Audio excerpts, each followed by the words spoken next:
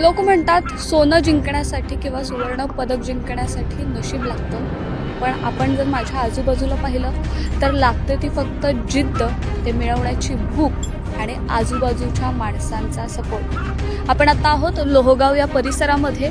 या परिसरात सनी फुलमाळी नावाचा एक युवक आहे आणि त्यांनी एशियन युथ गेम्समध्ये कुस्ती या खेळामध्ये सुवर्ण पदक मिळवलंय.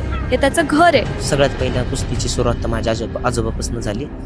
ते मोठे पहिलं नव्हते, म्हणजे ती आपलं आखाडे बिखाडे करायचे नाही का. मेट्रो कधी त्यांना कुस्ती खेळलं नाही, त्याला काय एवढं माहीतच नाही. मग त्यांना आपलं आजोबापासून मग पप्पा खेळायला लागले नाही का. मग पप्पा बी चांगले पहिलं नव्हते, शेवट कुस्ती करायची, पण आपलं मैदानीच करायचं नाही का. पप्पाला आवड होती की माझी पप्पाला दंगल म्हणून जाणार. पप्पाला आवड.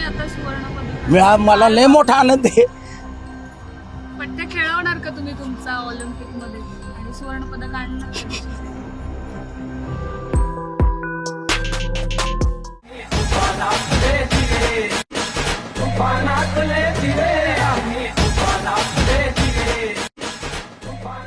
बॉस आणि रोडी त्याच्यात जर जिंकलं तर लोक काय एकदम डोक्यावरती ठेवतात नाही का जिंकल्यानंतर.